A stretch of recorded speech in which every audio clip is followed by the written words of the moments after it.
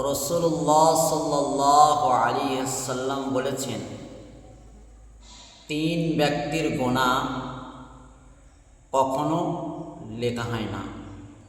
শরীয়তে ইসলামে কলম উঠিয়ে নিয়েছে। 1 নম্বর, যে ব্যক্তি ঘুমিয়ে থাকে, ঘুমের কারণে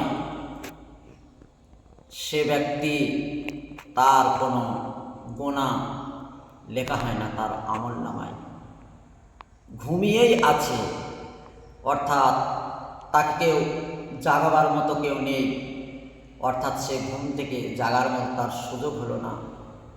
দেখা যাচ্ছে সেই ব্যক্তি ঘুমিয়ে থেকে শরীয়তের হুকুম হাকামগুলো সময়গুলো চলে যাচ্ছে।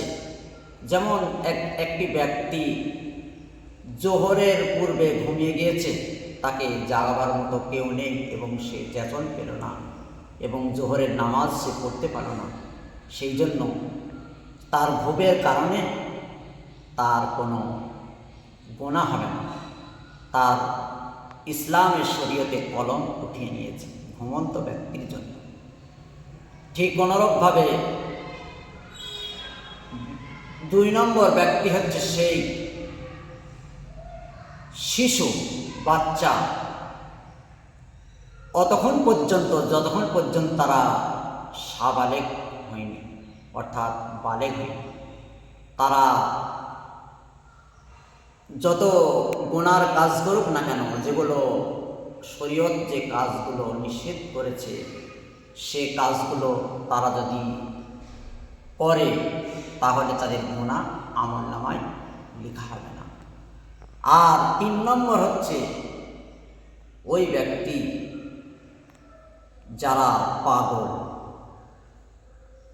যতক্ষণ পর্যন্ত তাদের সুস্থ না আসুক, অর্থাৎ জ্ঞান না আসে, অর্থাৎ শরীয়তের বিধানে যেগুলো নিষিদ্ধ সেসব কাজগুলো করল এবং পাগল হওয়ার কারণে তার জন্য এই 3 ব্যক্তির জন্য শরীয়তের বিধানে কোনো গুনাহ লেখা তাদের আমলনামা হয় না।